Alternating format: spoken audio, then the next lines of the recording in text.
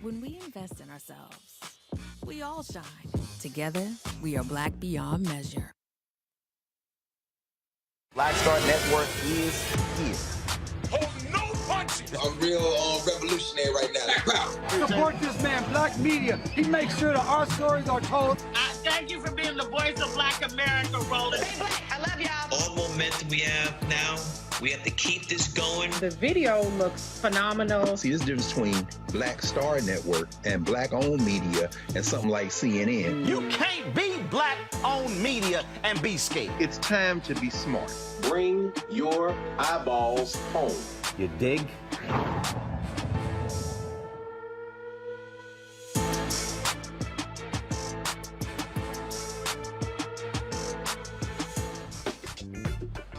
It's Wednesday, August 3rd, 2022, and here's what's coming up on Roland Martin Unfiltered, streaming live on the Black Star Network. The Biden administration promises billions of dollars to underserved communities through its new initiative. But what will this look like? And we'll take a look at Black labor and how it has shaped the structure of the American workforce, asking, what about the rights of everyday Black workers? We'll speak with an expert from the National Black Worker Center who will unpack the rights every Black worker should have. And for our Tech Talk segment, a former WNBA player is working hard to get children involved in STEM and STEAM. What's the difference? We'll tell you about that tonight. It's time to bring the funk on Roland Martin Unfiltered, streaming live on the Black Star Network. Let's go. He's got it. Whatever the miss, he's on it. Whatever it is, he's got the scoop, the fact, the find. And when it breaks, he's right on time and it's rolling. Best believe he's knowing. Putting it down from sports to news to politics. With entertainment just for kicks, he's rolling. It's on go, roll, roll, y'all. It's Roland Martin, yeah. Rolling with Roland now. He's funk, he's fresh, he's real, the best, you know he's Roland Martin now.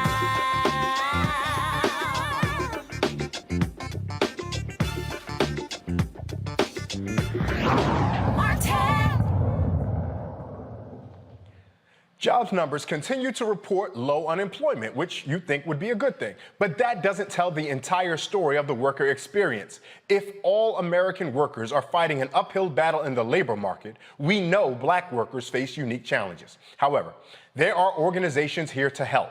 Nzinga Hooker is the policy director of the National Black Worker Center, one of the aforementioned organizations, and she joins us now.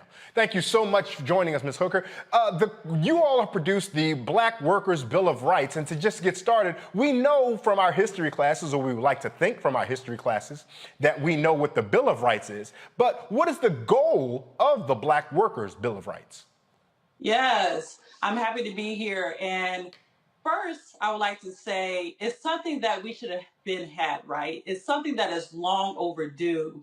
And the Black Worker Bill of Rights is both about creation and is about an undoing. So with this Black Worker Bill of Rights, we seek to undo the legacy of racism and intergenerational poverty That is the systemic exclusion of Black workers from quality jobs and persistent policy violence that has been enacted against us, and the creation of additional rights and protections that workers need to ensure dignity at work with safe, healthy, and equitable job conditions. So the Black Worker Bill of Rights is 10 rights.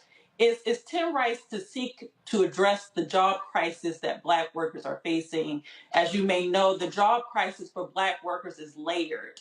It's high unemployment rates, it's low wages, it's no benefits or few benefits, it's no savings or low savings, and it's constant racial discrimination and disparities in the job market. So the Black Worker Bill of Rights deals with a number of things, from the right to be free from surveillance on the job, to the right to organize, to the right to equitable wages and equal pay. This is what we are demanding, the Black Worker Bill of Rights, to ensure that Black workers who are currently in the labor market have these protections and that the generations to come have them as well. Now, one of the very first rights in the Bill of Rights for the Black worker is the right to organize. And Black workers and particular labor unions have had sometimes fraught relationships with labor unions at one point excluding so many Black workers. But since the advent of the civil rights movement, we saw many of those labor unions begin to welcome in Black workers, and we saw Black workers begin to positively assert themselves in the labor movement. Is the Black Worker Center supportive of Black workers involving themselves in their labor unions for whatever field they may be in? Yes, and a part of what I want to get to is the coalition that has formed. So the National Black Worker Center formed this coalition in the fall of last year, and is composed of local Black worker centers, is composed of a number of unions. We have the Coalition of Black Trade Unionists involved. We have the retail union involved. There are a few unions involved in alignment with the Worker Center and grassroots organizations. And yes, a lot of labor has moved away from the idea of grassroots leadership. If we were to look back at movements where there was a mass gathering of Black working class people, students, immigrant workers, what we will see is that there was an emphasis on people power. And we are seeing or witness to those prominent returns to labor as a grassroots movement if you take a look at the Amazon labor union that formed in New York. So we are leaning into this shift in labor. We are respecting the people's power, and we're using this Bill of Rights as an advocacy and policy strategy to support the on-the-ground organizing and power building that we are seeing. So that is what this Black Worker Bill of Rights seeks to do. And when we look at how it's being created, it's being created through a participatory design process where not only are organizational partners like worker centers and labor unions involved, but there are worker leader members in this coalition on an individual in the individual position and individual lives who are taking a part in this coalition in addition to external partners. So this is being led and created on a grassroots level by working class folks. One of the things I wanted to mention is that I was just at the A. Philip Randolph conference, that is a collection of so many labor unions, coalitions, and justice-seeking worker organizations that was held in Baltimore last week. And so much of what you were talking about was echoed there. I want to inform our audience more about the question of democracy in the workplace. So many of us go to our jobs and assume that which our manager or the boss tells us must be the law. What does democracy look like in the workplace? Democracy, what it looks like in the workplace is something that we need to change, right? Currently, how it looks in many workplaces, especially in industries that we are targeting, where there are workers who are being paid low wages, working class folks, a lot of workers don't have a say in their workplace because it's been stripped from them, or haven't been told of, or don't know the rights that they currently have, or they're being actively prevented from exerting those rights. So one of the rights in the Bill of Rights is the right to assert your rights and have those protected, which means in order for a lot of workers to feel comfortable to use their voice in the workplace, there needs to be free legal representation. There needs to be greater enforcement of labor laws. There need to be people on the ground with workers who are ready to go and protect them when they assert these rights. So a part of why the democracy in the workplace doesn't look like we want it unless you're in a union or unless you're in a particular organization that is a high-road employer that supports worker voice in the workplace. Workers don't really have that. because they're not being protected. So the right to organize is already embedded in our laws with certain workers. Some workers have been excluded, but it hasn't been a protected right. And it's a right that needs to be expanded so more workers can use it. So I would love to say there's democracy in many of the workplaces, but it's something we're still fighting for. One of the things so many of our workers hear is that their management will tell them, well, we're like a family here. There's no reason for you to try to go and organize. There's no need for you to try to form any kind of coalition, grassroots, formal labor union, or otherwise. What's the incentive? How do we address those workers who work in those places that do believe that their management or their boss is family or who treats them well? But how do we address and communicate to them that at the core of their existence, they are workers and they are best served when they are affiliated with fellow workers? So one of the best stories I heard to address this was from a domestic worker who was working in the household as a nanny. And what she said was she had raised these children for a number of years as their nanny. She had been close with the family, and that's what they referred to her as a family member because of her connection and her relationship. But she understood. And although employers have a narrative they use of family in order to enact extractive and exploitative practices, workers know that they are going to a job. And what she says is, yes, I love these children and I have my own children. And my own children require that I work and earn a living wage so I can support myself and my family. So I think most workers understand that tactic, that trick by employers to make you feel like you belong in a space, and often is used to manipulate and to maneuver around paying you the wages you deserve and need to thrive. So I think that is a powerful narrative, but what I believe in is that workers have that knowledge, they have that understanding that it is a job and can see through that. And what we are doing is supporting them and seeing through that. Yes, I can be a family member, but I also have things that I need to support myself and thrive. And if I really were a family member, right, then you would want me. You would want me to thrive and survive.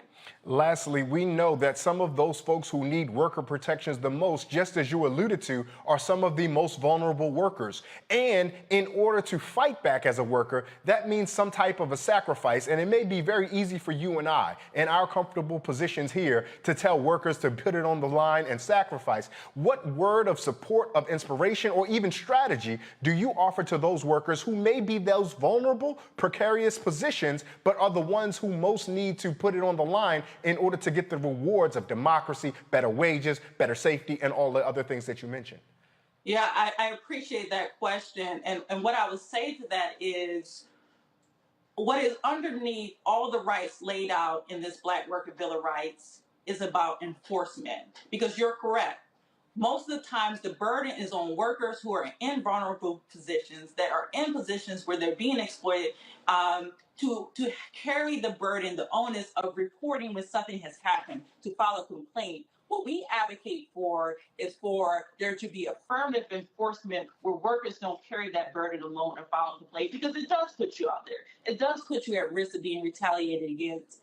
And one measure in which we are speaking to this is through worker standards boards. So worker standards boards incorporate workers as stakeholders, members of the industry as stakeholders, and there's upfront problem solving in industries where there are high violations of employment laws and labor laws. And what that means is that if there is this standard created, which is Black Worker Bill of Rights seeks to do, the standard for job quality is created, then employers are forced to comply with that standard, and workers are not forced to take the risk of putting themselves out there to do it. So I would say there are times where you have to risk it all, and there are times where you have to risk it all, and you should always be protected. And that's what we're doing. That's what the lawyers are doing. That's what the policy folks are doing, ensuring that those labor protections protect you when you have to put yourself on the line.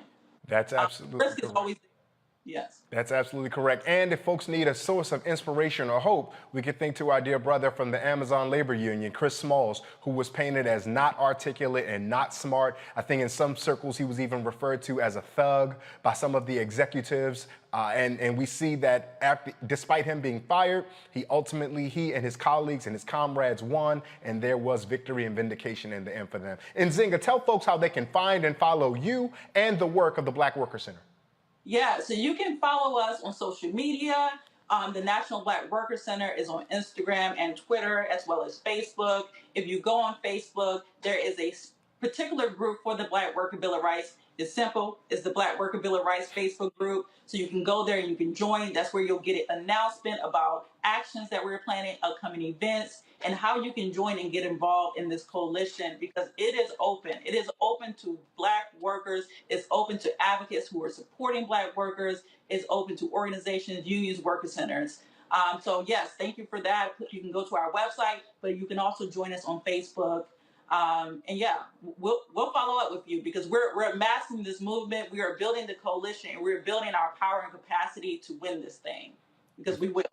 If Black folks are going to be workers, we need to be empowered. Thank you so much, Nzinga Hooker, for your time in this conversation. I'm going to bring in our panel now, and I'm going to bring in Terren Walker, co-founder, of Context Media, Dr. Jason Nichols, he's a senior lecturer at African American Studies at the University of Maryland College Park, and Dr. Nola Haynes, a PhD, MDiv from Georgetown University School of Foreign Service. Now, when you guys hear about the Black worker, and I'm going to start with you, Terren.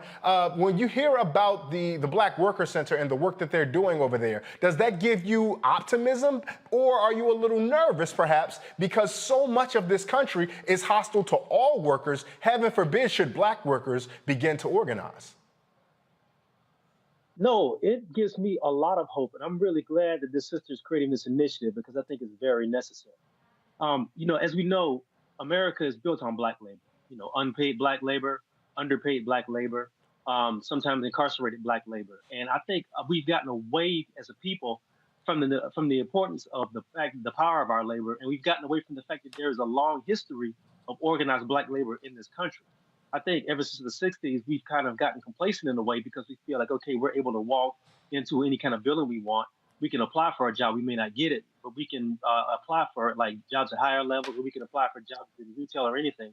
But I don't think we realize how strong we are if we organize. And obviously, if you look at the history of labor in this country, and if you look at the economic status of America right now and Black people, we don't realize the power that we are if we organize. And I think this is wonderful. I think it's a beautiful thing. I think there is going to be some risk in this, because, when Black people start to organize in any sort of way, especially if you organize specifically for Black people, you're going to have pushback. You're going to have institutional pushback, and there's going to be legislative pushback. But I don't think that should be a deterrent to keep us from recognizing our power and walking into that. So I look forward to seeing where this goes. Dr. Nichols, I want to come to you. We know that the labor union really hit what felt like its peak in activism in the late 1960s, which not coincidentally was when they began to wholly welcome African-American men, at least. And so we see that with organizations like DRUM, the Dodge Revolutionary Union Movement, those Black workers there. Do any of this feel like a coordinated attempt to you to suppress worker power once Black folks got the opportunity to have meaningful voice in worker organizations? Yeah, so first of all, thank you for having me once again. I definitely, I think about the history of Black labor, as was mentioned.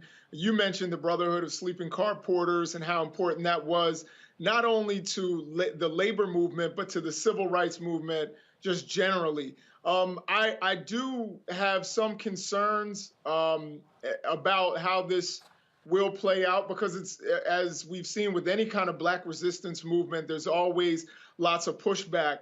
And we've seen how capitalism is incredibly strong in this country and seems to punish Black workers when they try to resist.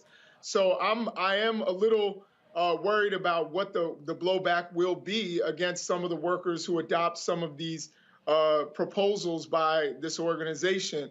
We've seen in some cases where workers have tried to organize in certain parts of the country with some of the bigger retailers. I'm thinking about Sam's Club and Walmart, where they've shut things down in areas that are economically depressed, and then the people have no jobs. So I hope that this works out, and I hope that there is a lot of backing for this organization, and that they are able to make the changes that need to be made. Dr. Haynes, we know we can't talk about Black workers without talking about Black women workers, and whether we're talking about Lucy Parsons from early in the 20th century, on the 21st century, labor giants like Dr. Loretta Johnson out of Baltimore, in my hometown. Black women have a place at the table, but often when we think of the American worker, we're not thinking of the Black woman worker. particularly given the strides that Black women are making in education, in entrepreneurship, business, and tons of different fields? How do we make sure that we center the voice of the Black woman worker still today?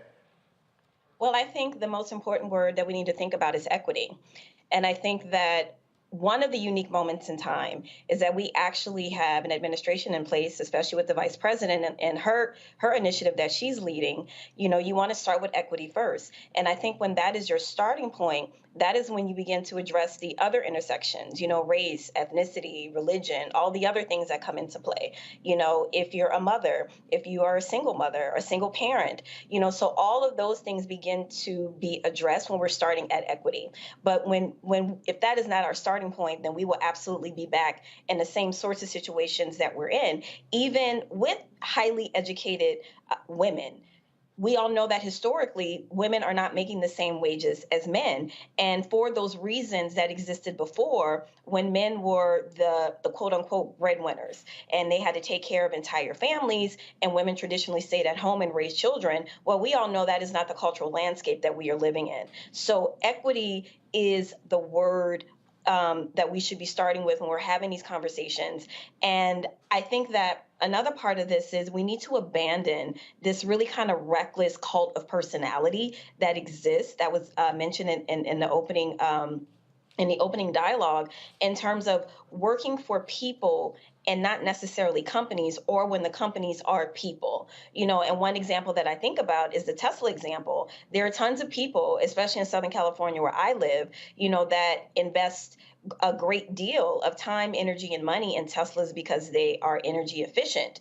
But you know, Tesla is also ran by a person with a very strong personality who recently, you know, did not want people to organize. So we have to really think about our job choices too. Exactly what are we signing up for? You know, everything is about the brand. Everything is about, you know, vibe and energy and things like that. But as a worker who has choice, what are you looking for in your employer? Are you looking for that moment, that person who is the it person? Or are you looking for a place where you can safely organize? Are you looking for a place that has paid maternity and paternity leave? Are you looking for a place that has benefits and that starts with equity? And so I think that the worker, we also have a responsibility to choose where a safe spaces where we want to work, and to make sure that we are pushing these companies, especially when they have a cult of personality thing going on, to make sure that we are pushing them in the right direction. Because I can tell you, I've been in a union for a very long time as a kid when I was a teenage actor in the Screen Actors Guild. And I've seen myself the differences of working ununion jobs and union jobs. I mean, non-union and union jobs. It's a massive difference when you have those protections. And a lot of grad programs are also organizing now. And I think that's a very good thing, because a lot of grad students are put to work under really, really, really stressful conditions. So I think that organizing is a really good American feature, but us as the worker, we have to understand our rights too, and to hold these people accountable. Dr. Haynes, I'm thinking about what you're saying, and it sounds good, but quite functionally, you said, well, why are we taking the jobs with these folks with cult of personality or places that won't let us organize? Quite frankly, so many of us will say, because that's the best paying job I can find. How do you suggest those of us who are in that precarious position negotiate our relationship with knowing that we work in a place that may not be hospitable to our needs, may not be as equitable as we want for workers, but the rewards that that job offers are so much greater than what we can find in other places that it would be foolish for us not to? What advice do you offer to those folks? I think that's a great point. And I think if we do the calculation in terms of, again, I go back to the worker, because we do have individual choices. It really depends on what is important to you. Now, if you do like a long kind of mathematical forecast about your mental health, your emotional health, you know, you factor that into working for the IT company and the IT brand at that moment, but you are not protected as a worker, which is to say that at any moment, you know, you can get a memo from that CEO who has has a crisis in that moment and decides you no longer have your job. So that's a level of instability that needs to be built into the long-term equation. So that's the best way that I can answer that, but that's a really great point. Terrain, we just talked about, or we think recently about the passing of Bill Russell. and we think about his athletic activism. We think about Jim Brown, Muhammad Ali, and those folks and their athletic activism. But we know their names because they were courageous enough to take risk. But quite honestly, with inflation going through the roof, seemingly everything costing more money, how do we tell workers to go ahead and take that risk that is necessary in order to break through to the other side for a more democratic workforce, knowing how difficult it is to survive for those of us who may have means? You know, that's a very good question, and that's a very good point, and it's a very hard point. When it comes down to putting food on the table and having a shelter, having a roof over your head, it's very hard. It's very easy to sit back and say that, you know, somebody should take this stance, somebody shouldn't take this stance if you have the luxury to not worry about that. It just comes down to personal courage. And that's something that each individual has to think about for themselves, and that's something that each individual has to do their own soul searching from. You know, all the people you mentioned, from Bill Russell, who just passed, rest in peace, to Muhammad Ali, to people who we don't even know, had to sit with themselves and make a personal decision to say, yeah, I'm going to risk my financial future. I might risk some things with my family, even my personal safety, but my well-being and my morality will not tolerate me sitting silent about some of these things that I'm seeing and some of the things that I feel. And that's just one of those things that each individual, again, has to come to on their own. It's not going to be easy. And when people make those choices, it's never easy, but it has to be made. But that's an individual choice. And once that choice is made, usually people rally around that person. So that's what has to happen. It's great that you used about the rallying around that person at the end of your phrase. And Dr. Nichols, I'll give you the last word on this, because I'm thinking about how much stronger we are when we act collectively rather than acting individually. And I can anticipate or imagine how scary or daunting it might be when one of us says, you know what, I'm going to tell the boss where they can go and how they can get there. Or I'm going to tell the boss, if we don't have AC in our unit, we're going to put down our tools, or whatever the case may be. But I imagine when 3 or 4 or 5 or 6 of us go tell the boss we need AC, that might produce a better outcome. Do you believe that collective action might be a greater source of inspiration for courage in these types of democratic or workplace situations? Oh, without question. I mean, it goes back. I mean, you talked about the legacy, and our legacy as a people, which goes back to resistance, even to, you know, enslaved plantations of, you know, where there were enslaved Africans. Collective action was one of the things that actually worked in their resistance efforts. I think that collective action going, you know, forward in the labor market has always been one of the things that's worked. And again, I'll mention A. Philip Randolph in the Brotherhood of Sleeping Car Porters. And if you want to know how important labor unions are and the power that they can actually garner, and I think our community knows very well, because we've been on the other side of that with police unions. You see how strong they are and what they've been able to do and what they've been able to resist. So I think if we want an example of what a labor union can do, and that kind of collective power that can be garnered from, you know, coming together that way, look at what they've done in our communities. Now we can harness that same kind of power and use it for good by getting together and making sure that workers are taken care of. I like that, Dr. Nichols. You left us with the word that, you know, the collective action is what's that important action. I'm going to ask our panel to hold on one second. We're going to go take a quick break. This is Roland Martin Unfiltered on the Black Star Network. We'll be right back.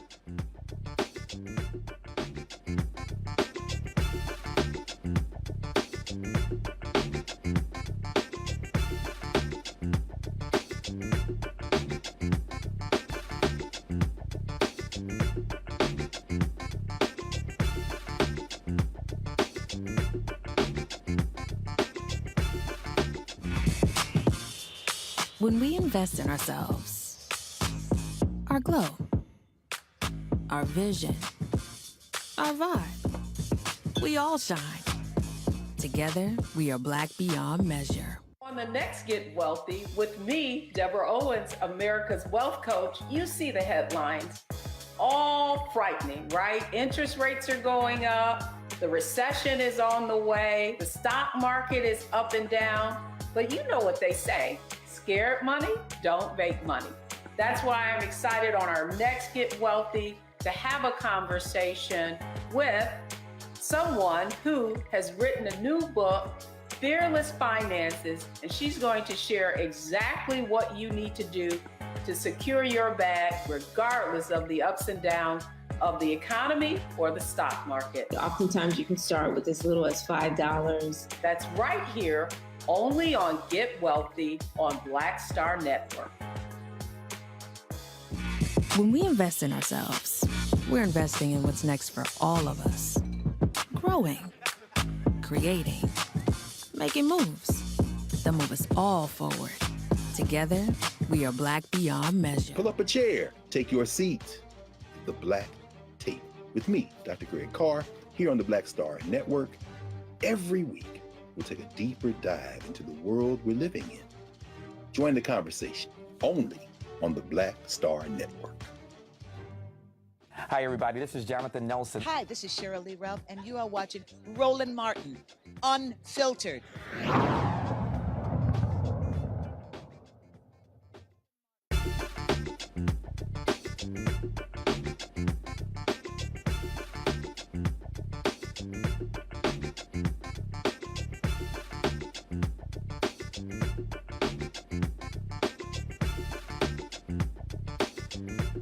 The Biden administration and a coalition of 24 companies and foundations are coming together to align historic investments in underserved communities.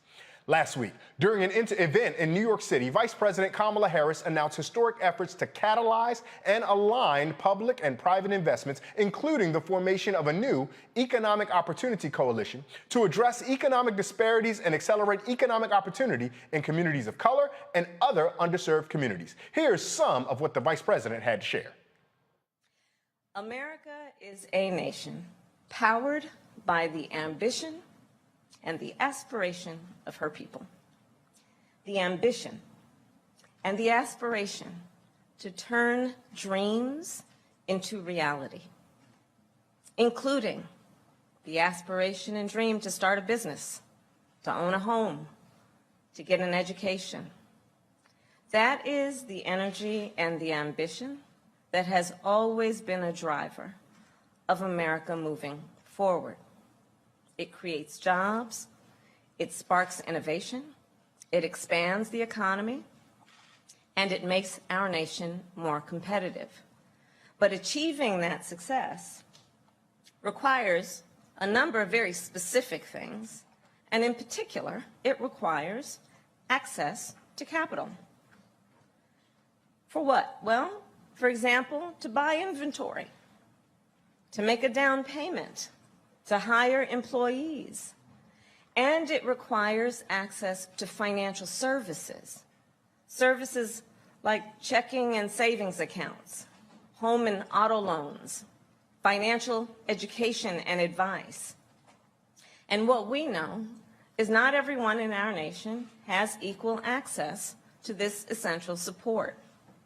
Consider, for example, in our nation, Black entrepreneurs are 3 times more likely to report they did not apply for a loan for fear of being turned away by a bank.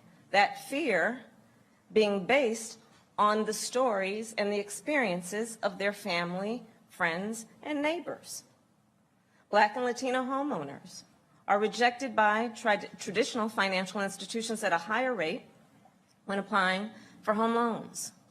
And this is the case even when they have credit profiles that are similar to other applicants. We are back with our panel. Joining us is Tarun Walker, Dr. Jason Nichols, and Dr. Nola Haynes. I'm going to start with you, Tarun. When we hear about this investment, this historic investment, when we hear about the significance of this historic investment, particularly for Black entrepreneurs, some may criticize this as a form of trickle-down capitalism, even for Black people. We've heard names mentioned in this organization like Bank of America. We know that Goldman Sachs will be involving themselves. And while we hear the big numbers attached, we want to get very excited about it, but we'd be hard-pressed to remove our long history of how Goldman Sachs, Bank of America, and some of these other institutions have dealt with Black people. When you hear about it, particularly as a founder of a media company, an entrepreneur yourself, Tarun, how do you receive this kind of news? You know, this isn't the first time that we, as a people, have been to this well. And this isn't the first time that some sort of initiative for Black entrepreneurs has been, suggested by an administration. On the one hand, I'm glad to see that there's some sort of light being shed on the fact that there are historic disadvantages that Black businesses have. But on the other hand, I'm very skeptical of this. And the reason I say that is the vice president is correct that there is a very long and there's a very tragic history of Black businesses being historically underfunded and Black entrepreneurs being disenfranchised. My question is, how much of this is going to be connected to education of the people who are delivering these loans, as well as the people who are moving into the possibility of potentially getting some of this help? You see what I'm saying? Because a lot of times, a lot of what happens with a lot of Black entrepreneurs is that a lot of things they don't take advantage of is because they're not aware of them, and there's a lack of education about what is available. So I'm wondering what's going to be tied to this, and also what strings are going to be tied to this money. What are the qualifications? What is the long-term goals for this? What is the long game here? And I'm saying all that. A lot of this feels very open-ended, so I want to see what the end game is for all of this. Now, Dr. Haynes, I'd be remiss if I didn't at least acknowledge or praise the $3 billion investments that we have in CDFIs, that's community institutions, and MDIs, minority-serving institutions. I don't want to come to the well immediately ready to throw poison into it, though I do come with a degree of skepticism. If you hear some of these numbers about this historic investments in these minority-served institutions, how do you come away? What is your understanding about how this might make a real effect on our viewers and so many of us across the country? Well, I have two feelings about it. So my first thought is, you need very strong people, especially coming out of the executive office. You need the LBJs, you need the FDRs to push and advance policy forward, right? So you need that kind of you need that big, not only investment, but you need the support of the administration to do just that. And I really do believe that Madam Vice President really is, she means what she says, right? Because she doesn't have to say it. And that's what people need to realize. She doesn't have to say these things. They're not safe things for her to say. She's saying it because she means it. And there are a lot of people around her that are working very hard to make sure that these policies are substantive and not just representative. Because I completely understand. I have a very long history of working in diversity, equity, inclusion, and accessibility. And I can't tell you how many programs come and go, and they may exist for a moment. I mean, there were tons of these programs popping up after George Floyd, and they're all but gone now, right? But you have you have someone in the administration who is strong and who is committed, and that is what policies like these need. Now, here's what I'm very curious about to the education point. I think, yes, education and messaging that these programs will exist, and to be very clear about what the parameters are, to be very clear about what you can and cannot do, and to be very clear about some of the economic pitfalls that some of these programs may entail. So education is key. And I think on the other side, education is important for these people that are swimming in identity bias. The bias needs to be addressed. It's one thing to stand these policies up, but we all know what happened after Brown v. Board. Sorry, I can't speak this evening. It didn't automatically trigger states to go into desegregate schools, right? Again, the administration had to step in to make sure that this policy was enacted. So what are we going to do for people that carry these heavy biases with them that created this system in the first place? That is where I think a level of education needs to come in at. And that's where I think a lot of DEIA professionals can be very helpful here, because it's one thing for the government to say, here's this pot of money, right? And these are the people that you should be serving. But there are always going to be gatekeepers. And that's what I'm actually really concerned. It's one thing when you have a checklist of certain things that you need to, certain criteria you need to meet.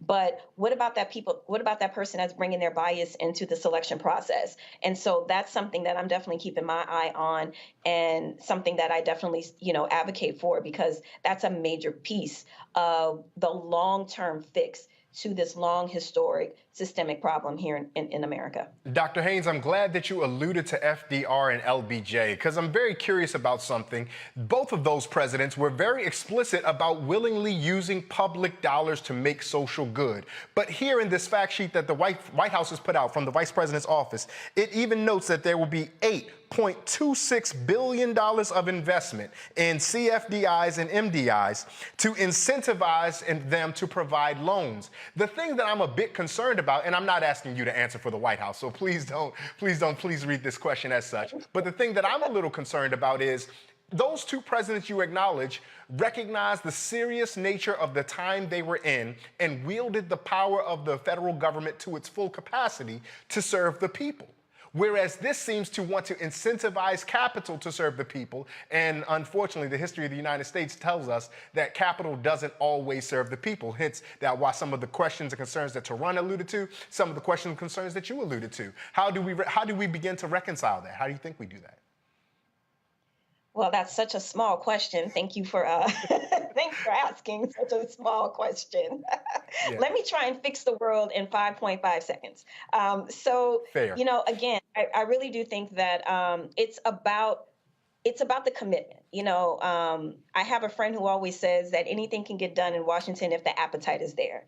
Right. And if you are really hungry and, you know, if the appetite is really there, I have more of I'm a little bit more hopeful because I do believe, you know, in a lot of people that are working very hard on these sorts of initiatives. But again, that doesn't mean that we don't hold people accountable. And it doesn't mean that we show up, you know, and remind people that this was the commitment and we're making sure that people are standing on those commitments. And these aren't just empty and hollow words.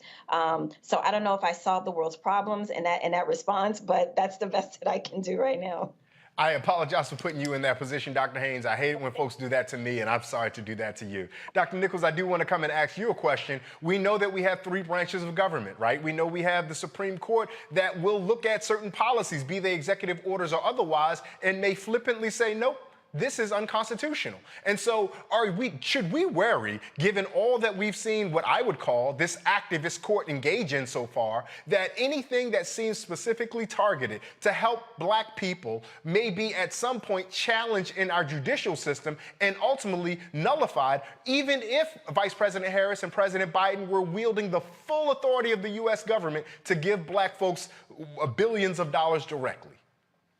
Well, it certainly can be challenged in federal court, but I really don't think that we have to fear that. And I'll tell you why. I'm more in line on this question with Taron than I am with Dr. Haynes, honestly, because we've seen Black capitalism used as a supposed cure for Black intergenerational wealth gaps. Since the Nixon administration, that was a way of blunting Black power for a long time, was to co-opt the language, say we're doing something for Black people, and to use Black capitalism. And that's just the historical fact that we can look at, whether you call them opportunity zones or whether you call them something else. It seems like it's a way oftentimes that comes from the executive branch that avoids real, solid, strong legislative action to redress some of the things that we've seen historically, whether that's, you know, reparations, whether it's something that would affect all of us, including things like baby bonds, but would certainly narrow the racial wealth gap. I think that there are more aggressive ways to go about this. Every administration comes up and says, hey, I got $20 billion or I have $100 billion for you know, for these corporations that hire Black people or these corporations that lend to Black people.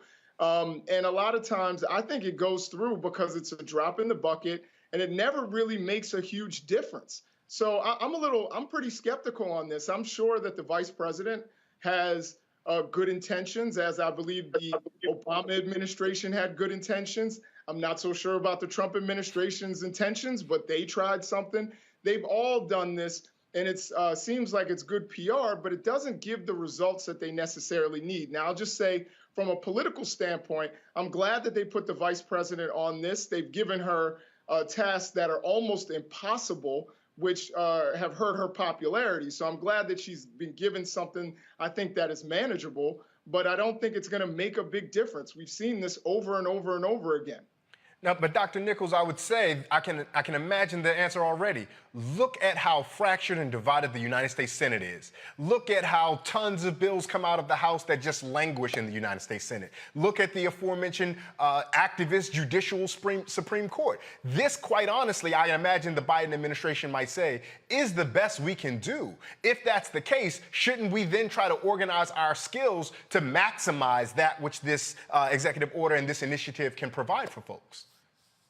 Well, I'm not against necessarily this executive order. I just am skeptical about the impact that it's actually going to have and the results that it's actually going to create. I would also say that, Democrats who want to, galvanize Black votes, they're in trouble. They're losing Black and Latino votes right now. If there's something that they can go to Congress and say, hey, this is something that we're doing for African Americans. If they want to go the congressional route, they still have a majority there, and they can put it in one of these budget reconciliation situations where they can avoid the filibuster. That's what they're doing right now. They need a simple majority, which they have, and if they can get that done, perhaps they could sneak some of this in and get this done from a legislative act. But I think, what they're doing now is good. I just don't know that it's going to be any different than the opportunity zones. And when we saw what happened with opportunity zones, it benefited the companies. It benefited the capitalists. It benefited the Bank of Americas of the world and all these other organizations, rather than benefiting Black people and Black workers and Black working class communities. So that's my concern. I hope I'm wrong. I really do. But that is what we've seen historically. And, history is best qualified to reward all research, as Malcolm would say. Oh, I love that quotation, Dr. Nichols. Let me ask you this on a political space then. If these numbers are what we have in front of us, how can we perhaps move to organize the resources and organizations that we do have to access that capital to then begin to make leverage and make meaning for the communities around us? For example, if there are some of us in our various communities who have worker co-ops perhaps, how do we then begin to try to access that capital? Because as you alluded to, yes, this may be something that ultimately has historically rewarded the capitalists, but I imagine there are those on the ground who see this pot of money there and say, nah, I'm an organizer. I can go get that. Yeah, I hope that there are ways, and I hope that the government, and that goes to, I think what Dr. Haynes was saying about, education and making sure that people know that these funds are available, or maybe it was Tarot. One of the other guests was saying that, making sure that they know that these funds are available, reaching out to these community-based organizations. I think that now we need to understand that, historically, people just went to churches when they wanted to reach African-American people, but there are other organizations within African-American communities that could be reached and that really could use these funds to do good in the community. So I think that the administration, if they're really trying to make a change and really trying to reach some of these, co-ops and other organizations, they need to reach out to them and let them know, hey, these are available. These are how you reach them. This is how you apply. And I think it could make a difference. Taison, I know that was you that first talked about messaging and about how to make that effective. So I'm going to come back to you, particularly because you have media experience. What should the messaging look like from the White House? What strategy should they engage in? And I don't want to sell your services for you, but what type of strategy should they engage in order to make sure that we don't have to sit here 7 years later and say, well, this next opportunity zone is just like the last thing that the Biden-Harris administration did? Well, I'm not even going to charge for this free advice right here, but here's the thing. I think what the administration is going to have to do, and this is going to be a very hard thing for them to do, but they're going to have to do it if they're serious about this. They're going to have to get away from the gatekeepers who they always talk to when they create these initiatives. And what I mean by that is the Black gatekeepers who have set themselves up as to be the go-betweens between the Black masses and the Black poor and Black working class and the administration. The administration is going to have to move around those people and start talking to people on the ground. I don't know what that looks like, but they're going to have to start talking to people who are doing actual, real grassroots work in poor and working class Black communities. They're going to have to start talking to poor and working class people who have businesses in those communities. I don't care if it's the barbershop. I don't care if it's the brother who's got a rib shack. I don't care what it is, or if it's the brother who's doing detailing, whatever. Those real hard on the ground rank and file businesses are going to have to be part of this initiative. And that's what's going to have to happen. Because a lot of times when you have a gatekeeping class that tells you what you want to hear, or you have a gatekeeping class of people who are so closer to the administration than they are to the people, what you get is initiatives, and you get a lot of rhetoric that doesn't really feed the people. So they're going to have to go to the people, talk to them, find out who the people who have the pulse on the street are, and deal with them first. That's what's going to have to happen, and then they can craft a plan and strategy. walk me through this scenario. We see that after this, Black entrepreneurship booms. The affairs and the income and the financial prosperity of Black entrepreneurs is doing really well. But there's a significant number of the Black working class that is being left behind.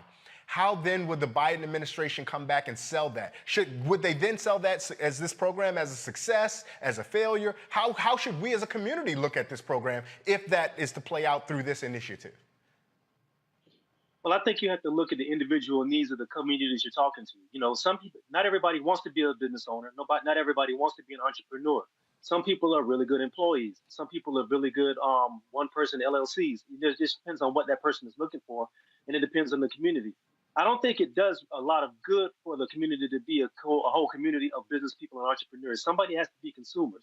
Somebody has to be employees, and we have to figure out what that looks like, and we have to be honest about that. As far as how the administration would sell that, I think if you put down specific parameters about what kind of numbers you're looking for and what kind of numbers are you dealing with as far as what the community looks like, if you can see a substantial growth in the gross national product, so to speak, of what the community looks like, and people's cost standards of living look a little bit better, I think that's a success. But I think it all has to come from what the people want, and it all has to come from where the people are. Dr. Haynes, I'm going to ask you the same question I asked Taron. What marks this as success? How can we know that this has been a successful initiative from the Biden-Harris administration? I think when all Black folks are prospering from this, and I think a really good point was raised in terms of, I'm going to say it in terms of, you know, the Black community not being a monolith, right? Once upon a time, you know, there was this huge rift that existed between, you know, Black folks wanting all Black folks to be educated and other Black folks saying, well, what if we don't want to be educated, right? So this kind of thinking that the Black community is this one cohesive entity is part of how we kind of make sure that equity, I'm using that word equity, is distributed among people who really do want to do different things. You know, everyone doesn't want to be an entrepreneur. I know that seems to be the buzzword, and that seems to be part of social media branding, that everyone can just sit at home and make all this money or become an influencer and not have to do a whole lot other than just be fly on Instagram, you know, and to say something catchy and viral on Twitter. Okay, but even with that, even if those are people who want to be influencers, perhaps, you know, an incubator that cultivates, you know, how to be a successful influencer and how to make your coins and how to invest and how to pay your taxes, how to do 1099s. So to think about the different needs in the Black community and to fund those needs appropriately. But just to say that to identify one or two fixes that may work for one population, it may not work for another population. You know, so I really think knowing who and what the Black community is, and not just this one monolith, and understanding the various needs and desires and wants, I think that is very key to what success will look like overall, is to get away from this thinking that we all want the same things. We're not even all from the same places. You know, how could we all want the same one or two things, right? And not to say that policy is a cure-all to all things, but I think when you start seeing us as dynamic and layered, I think that's a really good complement to having effective policy, is to really understanding different communities that you are investing money in. Sorry, 1 second. I was trying to go viral on Twitter. Did you say something about going viral on Twitter, Dr. Haynes? Anyway. Thank you so much. We're going to take a quick break and come right back with much more. You're watching Roland Martin Unfiltered, streaming live on the Black Star Network. We'll be right back.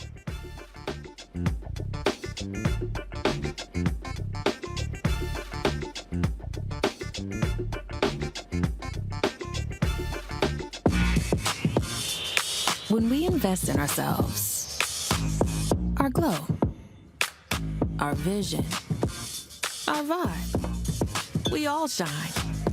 Together, we are Black beyond measure. Hi, I'm Dr. Jackie Hood Martin, and I have a question for you. Ever feel as if your life is teetering and the weight and pressure of the world is consistently on your shoulders? Well, let me tell you, living a balanced life isn't easy. Join me each Tuesday on Black Star Network for a Balanced Life with Dr. Jackie.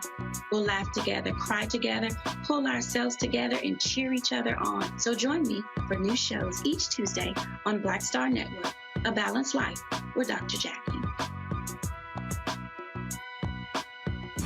When we invest in ourselves, we're investing in what's next for all of us.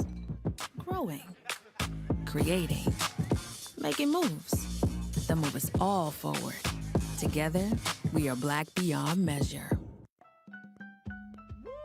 We're all impacted by the culture, whether we know it or not. From politics to music and entertainment, it's a huge part of our lives, and we're going to talk about it every day right here on The Culture with me, Faraji Muhammad, only on the Black Star Network.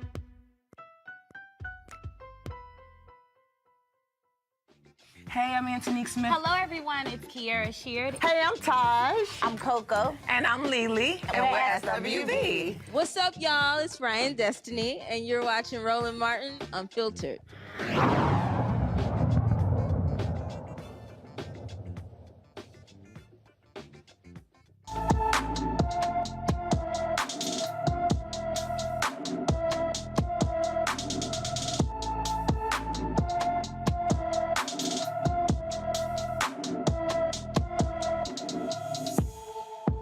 Jessica Alba disappeared from Laurel, Maryland on June 2nd, 2022. The 15-year-old is 5 feet 2 inches tall and weighs 120 pounds with brown hair and brown eyes. She was last seen wearing a tan blouse, blue jeans, and open-toed sandals. Anyone with information about Jessica Alba should call Laurel, Maryland Police Department. That number, 301-498-0092. Again, 301-498-0092.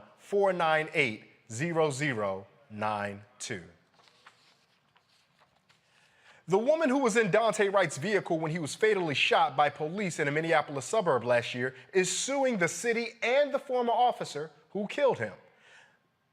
The lawsuit says 21-year-old Alanya Albrecht Payton of St. Paul was physically and mentally injured when Wright's vehicle crashed after Kim Potter shot him on April 1st, 2021. Potter has said she mistook her firearm for her taser when she fired at the 20-year-old black man during a traffic stop in Brooklyn City. We're going to go bring back our panel. And Dr. Haynes, I wanted to start with you for a second. When you hear about this young woman who's now been adversely affected, the first thing that comes to my mind are all of the myriad of young women who seemingly happen to be in relationship or in community with young men as they are experiencing horror and violence at the hands of law enforcement, or in Trayvon Martin's case, pseudo-law enforcement. Explain to our audience a little bit about what this impact might be psychologically on those who are witnessing this horror. Listen, anytime I suffer from secondhand PTSD, I can't imagine being in the car or holding the phone, capturing the video when someone's dying and that person turns into a global figure of, police brutality and making sure that civil rights are being protected. The women, I'm going to go, all the way back to even before, particularly like the civil rights movement and then the student-led movement, that followed, that led to the Panthers and a lot of offshoots. There's always been women in the struggle, alongside parallel to. I went to undergrad at UCLA, and there were 2 Panthers murdered in the building where students of color go to receive their services. And from time to time, the women involved, Elaine Brown, Erica Huggins, the women that were involved, in their husband or their friend being murdered, they come to campus all the time and they talk to students about what that means in real life terms, that there's nothing romantic about it. There's nothing heroic about it. it is traumatic and it's something that is always with you. And I can't imagine these young women, you know, that are with these men when these tragic things happen. Not only is it a level of mental and emotional stress, I can imagine that there is also concern for their own security.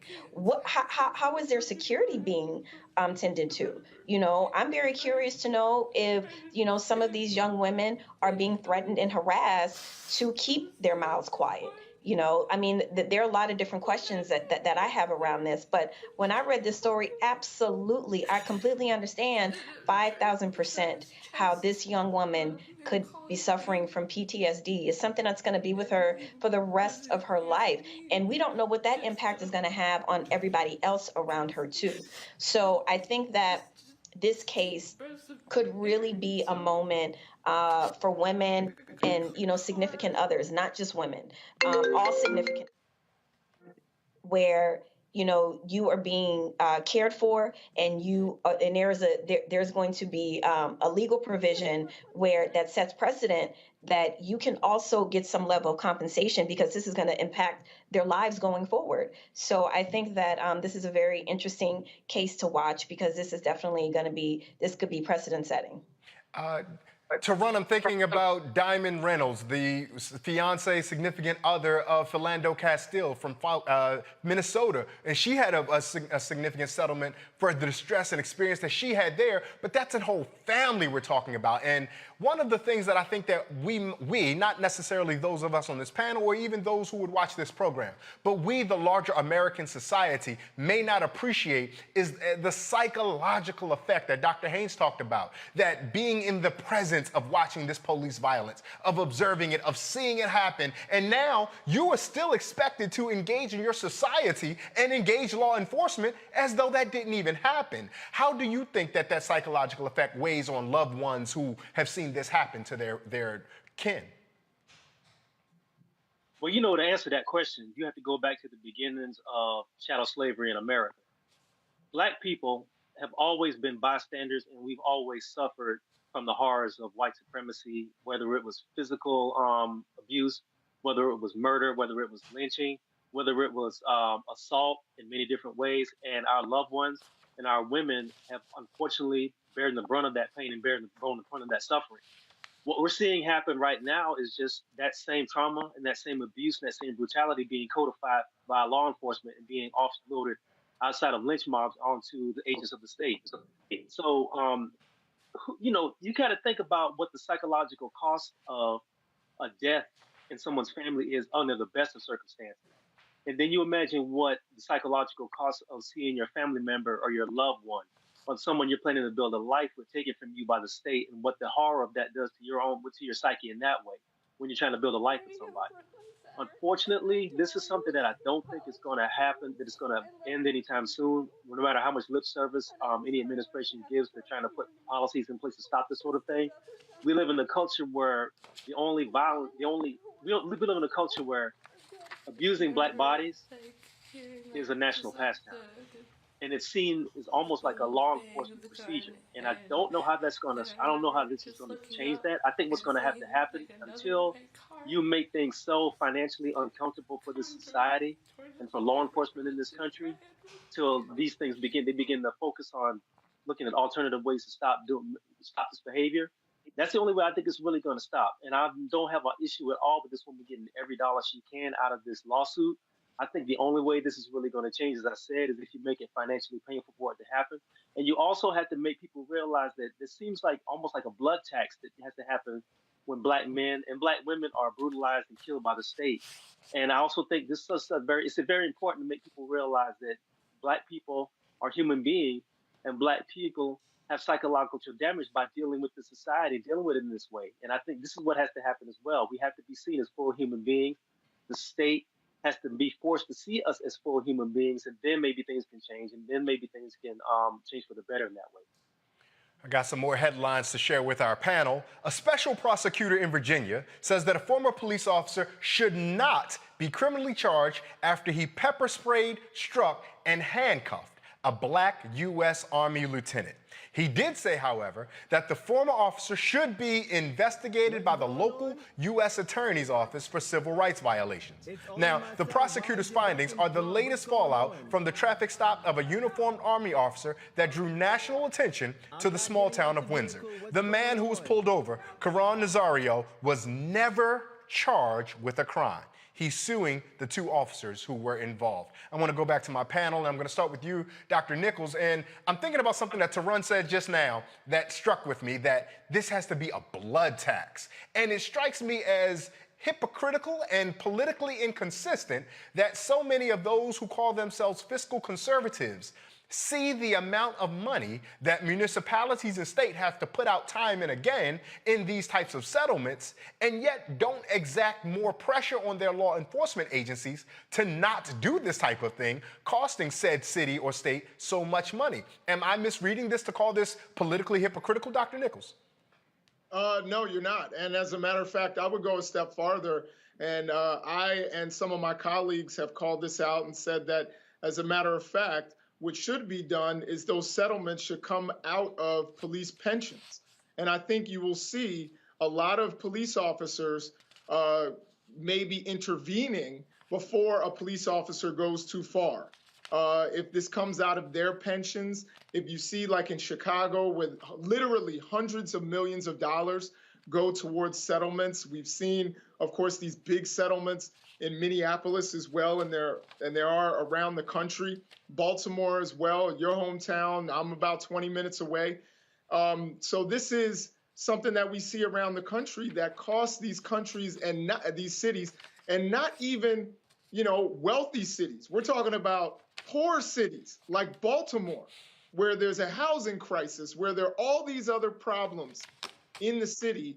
And all the times, every year in Baltimore, for example, just using Baltimore as an example, it seems like every year when school starts, they don't have air conditioning for the kids and expect them to learn, or they don't have heat in the winter in the schools. But yet they have millions of dollars to pay out in these settlements.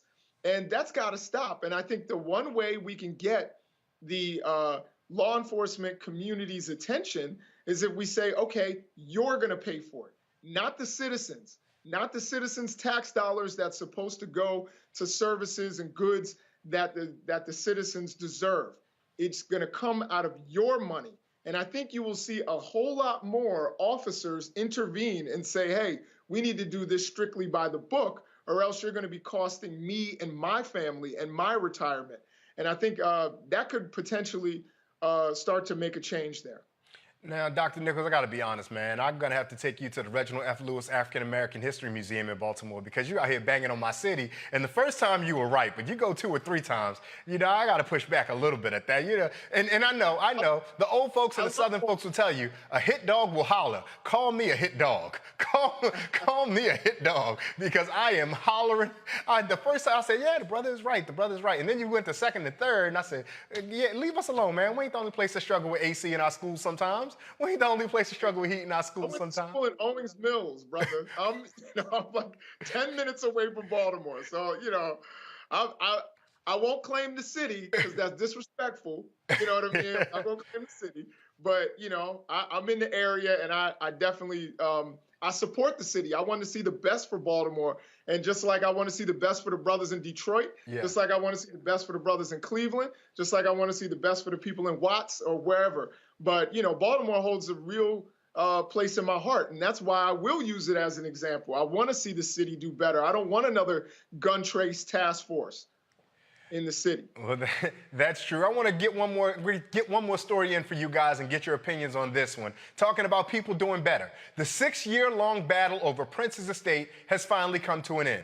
The superstar did not have a will for his $156 million estate. Now, 2 parties, Prince Legacy LLC and Prince OAT Holdings LLC, will evenly split the cash.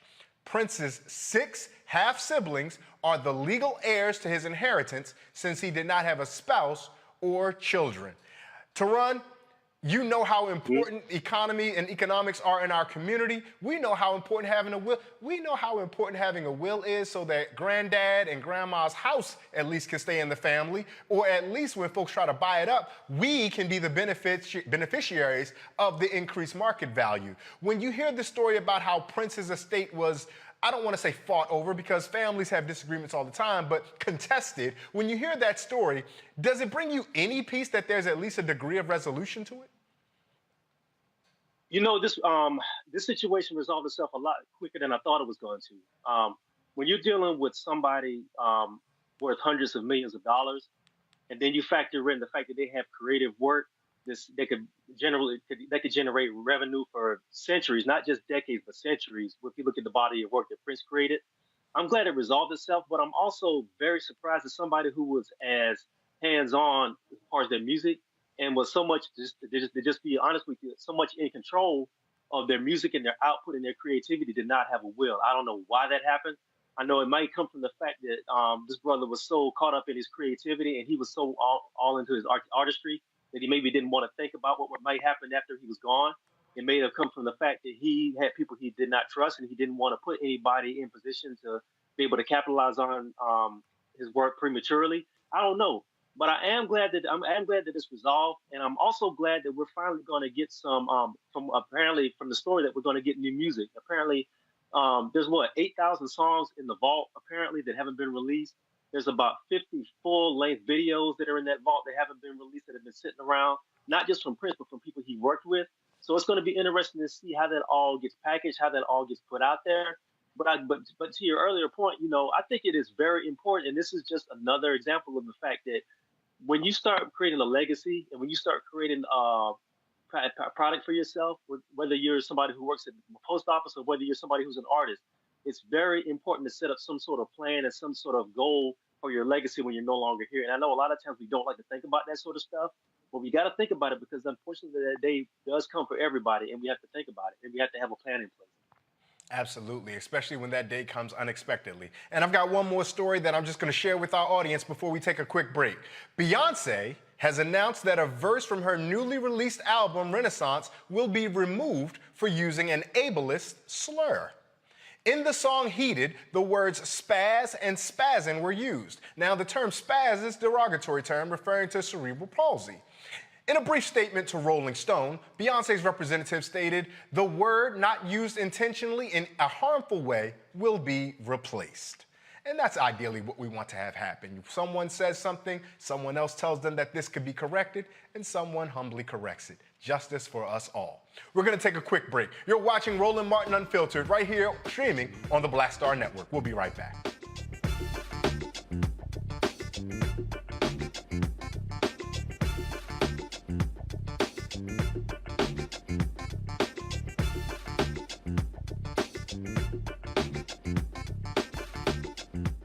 Sexy to me is the exact same feeling as running water, ever flowing.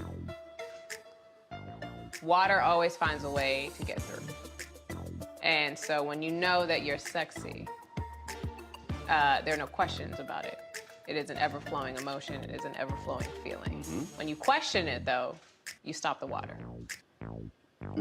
I struggle with this a lot, mainly because I've been told what sexy should look like, what it should feel like. As a model who did Sports Illustrated, you're told that this is what sells sexy, but then you travel the world and what's sexy to one person is not sexy to another person. I'm more of a mindfuck kind of person. How can you stimulate the brain? To me, that's sexy.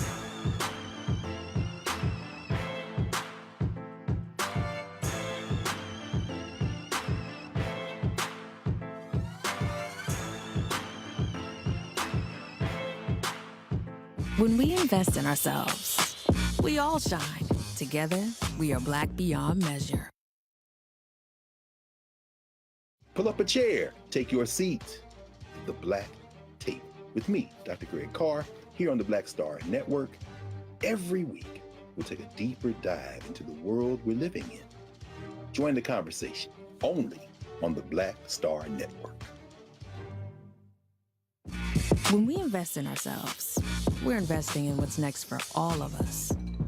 growing, creating, making moves that move us all forward. Together, we are Black beyond measure. Hi, I'm Vivian Green. Hey everybody, this is your man Fred Hammond, and you're watching Roland Martin, my man, Unfiltered.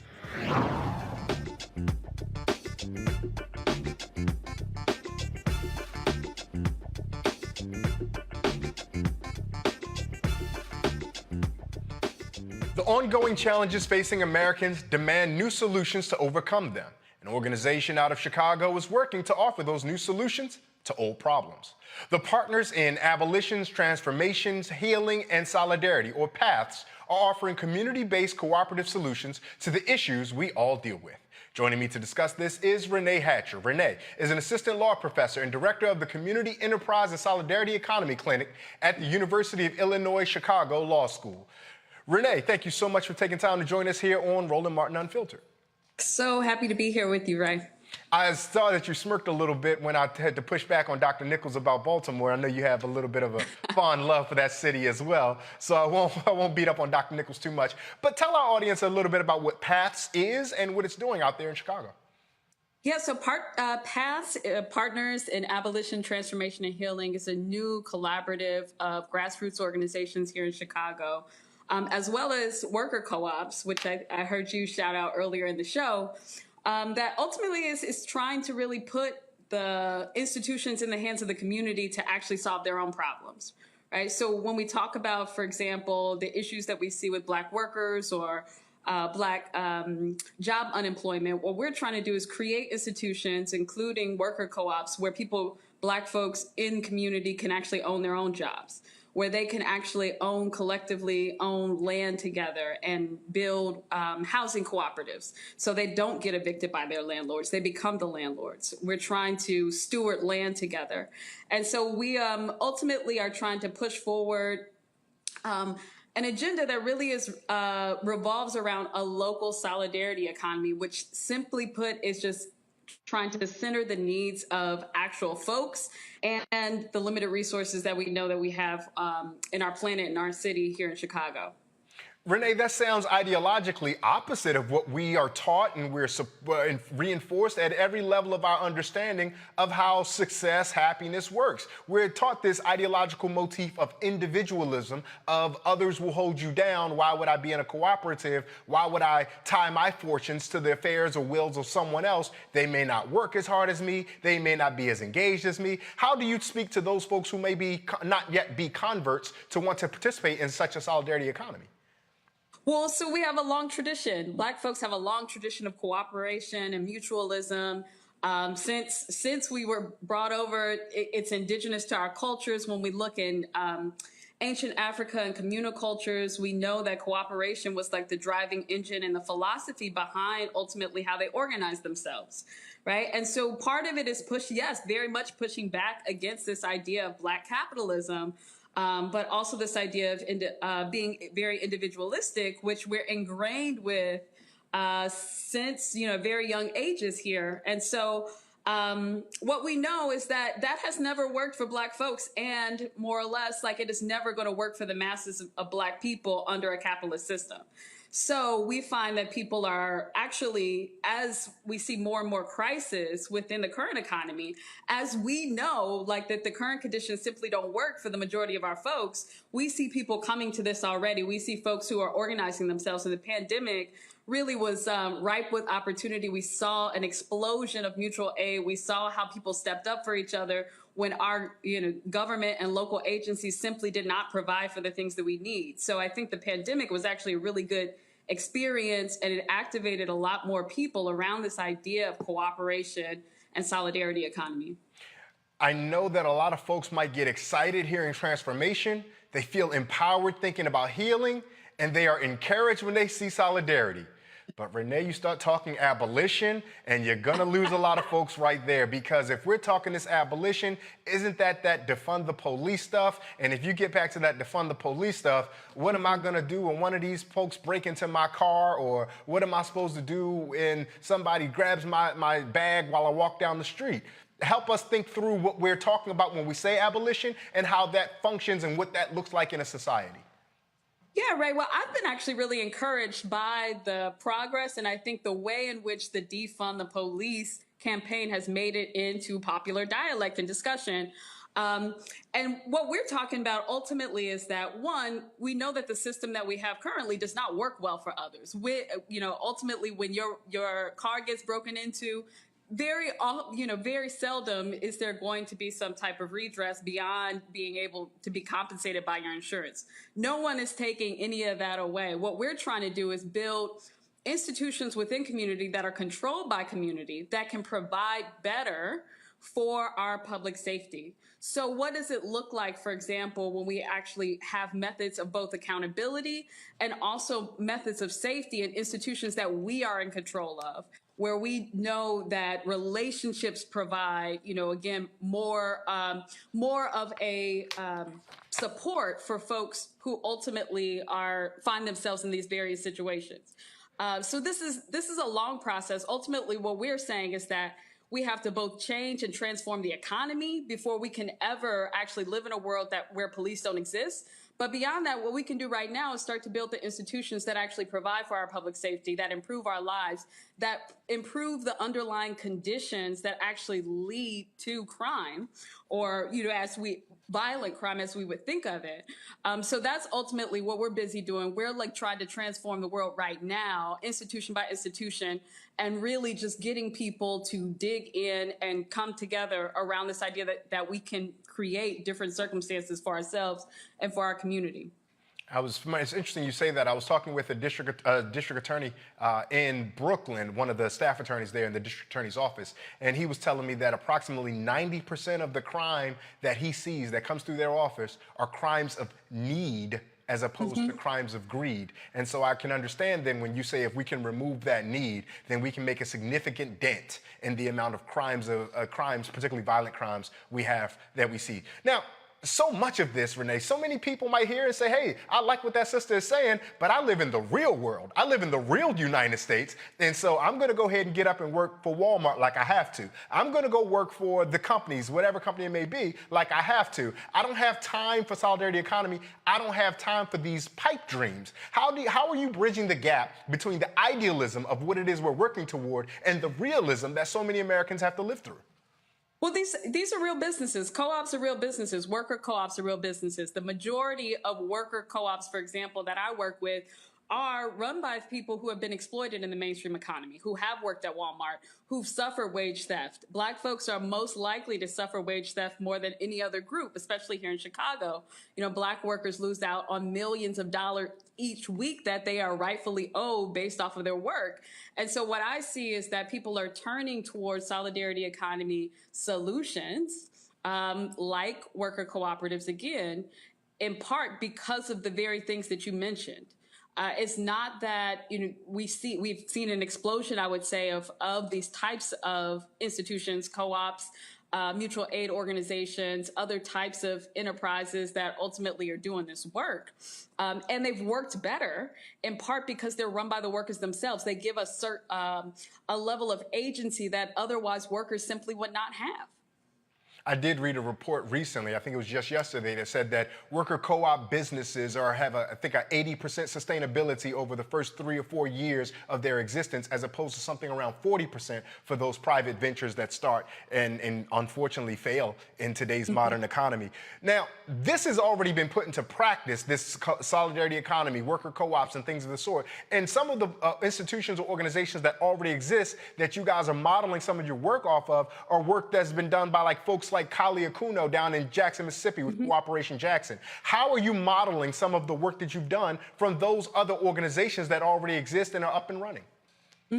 So we're trying to take an approach really where we're both working with folks who are already in worker co-ops, but also activating people who are organizers and activists already around incorporating some of these solutions, right? And so we take this framework of not just the resist work, for example, like resisting state violence, but also building new institutions that actually serve us, that we control, that are community controlled and community owned, and then also healing our institutions and ourselves as we go through this process, actually transforming ourselves, like trying to shift towards cooperation and away from greed and individualism that we know simply will not work well for us. So we're doing that through a fellowship called the Black Abolitionist Solidarity Economy Fellowship. We started our first cohort this summer of 20 fellows. These are all folks who've had either some type of activist or organizing experience in the past and are now looking towards solidarity economy or looking towards starting things like worker co-ops as a part of their organizing platform, more or less, or trying to address the issues that they see in their own communities or neighborhoods here in the city of Chicago.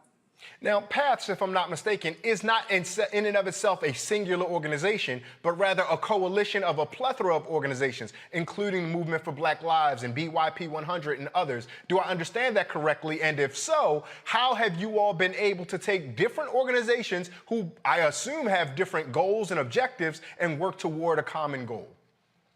Well, so you're absolutely right. It's a coalition of organizations. We came together around a movement grant through the Woods Fund, a movement grant in trying to actually build out the solidarity economy and link a lot of the resist work with the build work. Right. So these are folks like as you mentioned, BYP 100, like cooperatives like Shy Fresh Commons, which is owned by Black women who have had experiences with the legal carceral system and now are running their own business together very successfully here in Chicago. And so it's a coalition of orgs and co-ops who are doing this work together. And, you know, we saw the need for it more than anything else. We saw like some folks were doing our work in silos, and we saw how it would be, how we can leverage the sum of what's happening right now here in the city in a way that's going to be much more effective if we came together to do this together. So, you know, again, we're kind of creating these institutions ultimately that we can also link to the constituencies that folks have been organizing and the base building that folks have been working towards for years, for decades here in the city of Chicago. Renee, you used two words that I enjoy that you juxtapose them against each other, but I don't want them to get lost, and I want to unpack this. Resisting versus building. When you talk about those two as two different things, what are we talking about, and how does that manifest itself in our real life? Right. So, you know, there's a lot of work that we have to do around the resist work. And what I mean by that is that there are a number of systems that simply do not work for us. There are a number of ways in which the Black community in particular and more broadly, our systems are oppressive. So when we think about things, for example, around state violence, police violence, right? We do a lot of work and we have spent a lot of energy resisting state violence that happens in Black communities. And that work is really important. Also, what we have to do is build our own institutions that actually can help us collectively live fuller, better, more improved lives, like allow us to flourish, allow us to build community, allow us to access the food, the housing, the things that we need. And so that is the build work. That is the reimagining work of creating institutions that actually are controlled and also give life, right, to Black folks in ways that are affirming. This is not new work. You know, we know that there's a long history of Black cooperation. All the folks are luminaries. We're all involved in this work, everyone from Ella Baker to W.E.B. Du Bois. We know that, you know, this is a part of the work that we have to do, and that these institutions are the ones that ultimately will support us in those times of need. Renee, I've got one more question, and then I want to bring my panel in because I have three really sharp folks that I think might want to engage you on this conversation. But this question, you talk about imagination, and to be frank, life is hard, right? Groceries are expensive, gas is expensive, utilities are expensive. If you got kids, my kids are expensive. I think we might have lost Renee, but we'll bring her back in 1 second. I was going to bring the panel in, and I'll start with you, Dr. Haynes. I don't know if you had a chance to hear what we were talking with Renee about building out this collaborative initiative, but it sounds that with things being so challenging and so expensive, How do folks find the space and the wherewithal to come together? I think we may have Renee. I'm sorry, Dr. Haynes, to pitch you a question and then have to pull back for a second, but I do want to hear from Renee before we bring in our panel. Renee, what I was going to just ask you is, life is hard. How do I have the time? How do we expect working folks, working black folks, working white folks, working people of all kinds to create this imagination necessary to recreate new institutions or systems when we're hard enough just trying to survive the institution and systems that we exist in right now?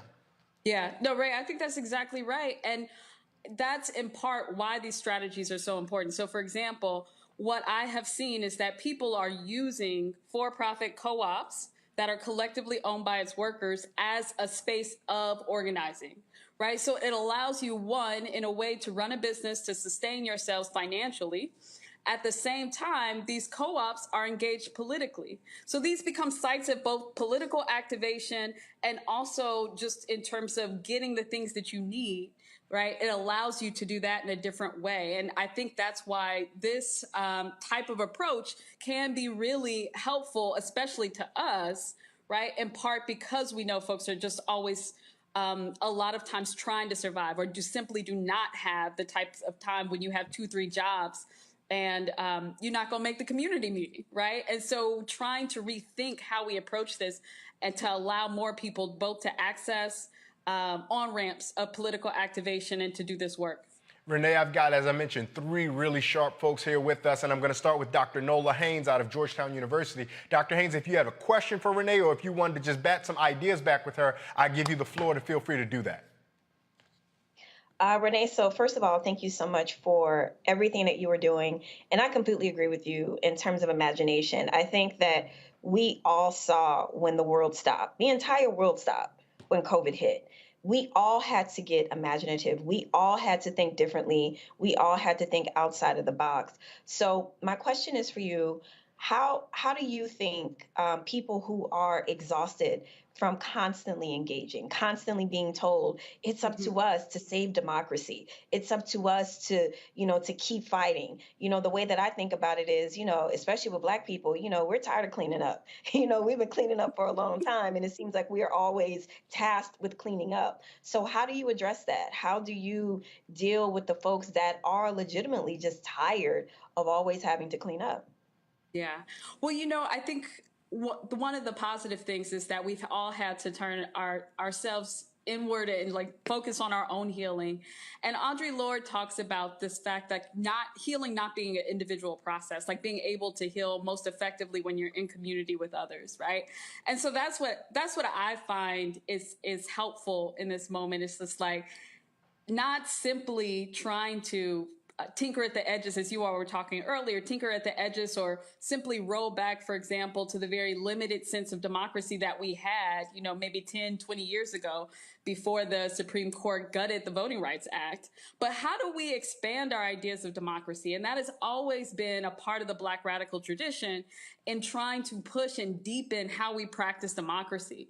And in part, I think that those tools and also trying to provide those spaces of community and support are what kind of allows us to, rejuvenate ourselves, to regenerate ourselves. We know, especially at this moment, it feels like that so many things in the world are going wrong. I think that being in community with folks and actually doing that work together, doing that reimagining together is the thing that keeps us going. It's the thing that gets us excited. It's the thing that makes me not get discouraged every day, in part because I know that all these folks are working towards a better world, and it looks very different than simply, tinkering at the edges or just a few changes that simply will not equal freedom for most of my folks. Tarun, I want to hear from you. What do you have for Renee Hatcher? Well, first off, Renee, much respect to the work you're doing. I think it's very vital work, so respect to you for that. My question to you is this. It sounds like a lot of what you're building with your initiative is based in some of the things that our collective way of thinking almost goes back to the point of the Black Panther Breakfast Program and some of the co-ops that were happening there. A lot of that energy seems to have kind of faded out over the past couple of decades. And a lot of our collective way of thinking is moving to an individual's way of thinking. So what I want to ask you is, how have you been able to move the communities that you serve out of an individualist way of thinking into a collective community way of thinking? Yeah, I think that's hard, right? Because I do think that there's, I think that we're running up against like a cultural transformation, and we're thinking about cultural tools, right? I think to address some of that as well. But in part, folks, once you realize that simply the system that we're in, that this idea of like individual wealth and charity, or this idea of like, I'll get wealthy and I'll give back to my community or to my neighborhood, like that simply is not going to structurally change things for the masses of Black people. I think if folks are committed to their communities, like once they get past that, once they understand that systematically, I think it becomes much easier in terms of like, okay, we need a different way of thinking.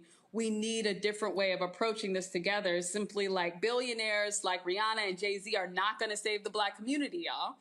And beyond that, it's like, what we really have to think about is both ownership and control of the things that folks need to survive.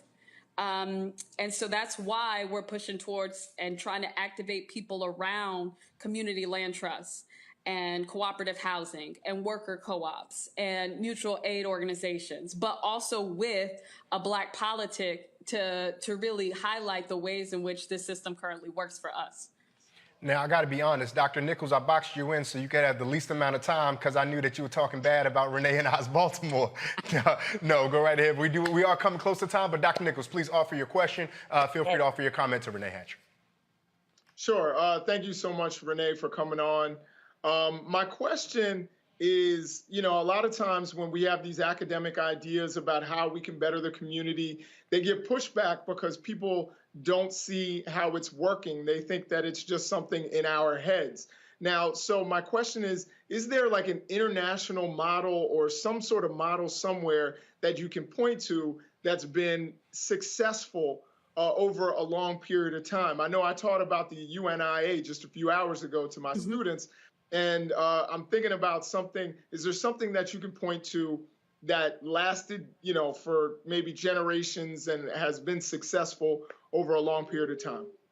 Yeah, well, I would argue that Black folks have been practicing solidarity economy for a very long time, and it is like one of the ways that we've both resisted and kept us resilient and alive and here. So when we think about things like maroonage, when we think about runaway slaves creating community and actually providing for each other, like there are a plethora of examples.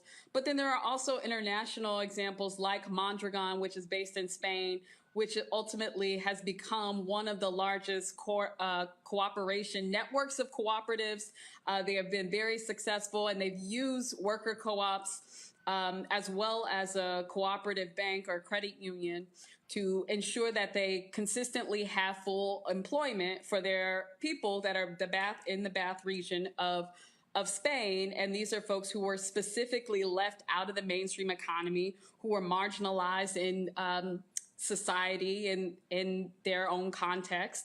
And so that is a common example that we point to that started very small, that started simply with a school and a bank and one worker co-op, and now is a large conglomerate of worker co-ops that ultimately have hundreds and hundreds of jobs and do millions of dollars in revenue every year. And so that's one example to point to. This is, I like to tell people that this is not pie in the sky. At the same time, that's not necessarily what we're trying to build here. We want to make sure that what we're building is very much grounded in the grassroots and grounded in Black communities on a very small level. And then we're trying to think about scale simply in a different way to create many of these types of institutions that really provide locally for the things that people need, instead of trying to become, the next Fortune 500 company that simply happens to be a worker co-op. Renee, I appreciate your time. Quickly, tell folks how they can find more information about PATH, about what your work you're doing, even if you would like to let us know about the work you're doing in the University of Illinois, Chicago with the solidarity economy there. Please tell folks.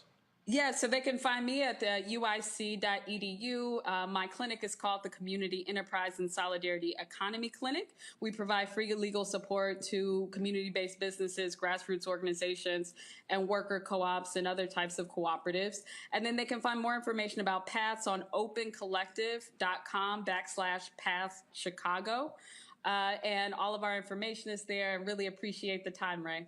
Absolutely, and hopefully you and I can reconnect this fall when we link up for the 50th anniversary of the National Black Political Convention? The National Black Political Convention of 1972. This year marks 50 years since the 72 convention that was held in my hometown, Gary, Indiana.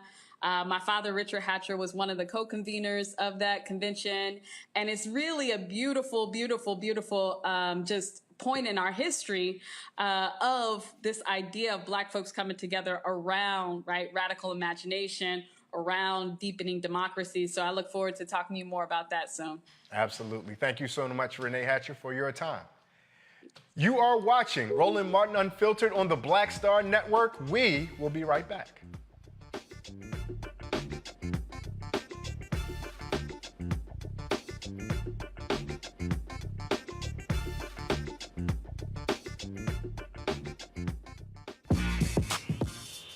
When we invest in ourselves, our glow, our vision, our vibe, we all shine. Together, we are Black beyond measure.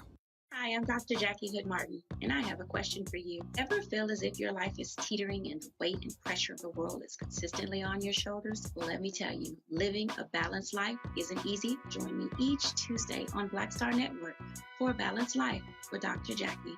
We'll laugh together, cry together, pull ourselves together, and cheer each other on. So join me for new shows each Tuesday on Black Star Network, A Balanced Life with Dr. Jackie.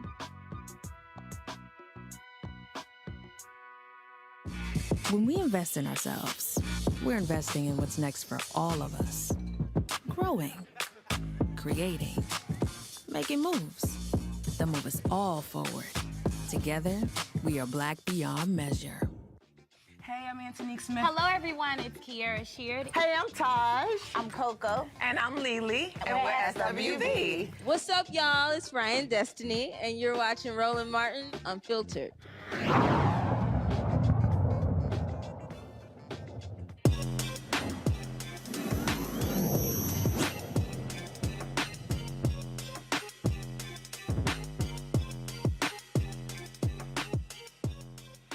A former WNBA player is using her love of sports and technology to inspire children to learn about STEM. STEAM Champs. The STEAM Champs Foundation Ball and Technology combines sports, coding, and robotics to introduce children into the vast world of technology. Naisha Butler, founder of STEAM Champs, joins us now. Ms. Butler, thank you so much for taking time to join us here on Roland Martin Unfiltered. Hi, thank you for having me. So excited. So STEAM is something that's relatively new from what I understand. Now, a lot of folks understood what STEM was, if I'm not mistaken, science, technology, engineering, and mathematics, but we can't forget about the arts. And so we include the A for STEAM. How is your program introducing the STEAM concept to young people? Well, we have a mixture of coding classes where kids play games and they make games.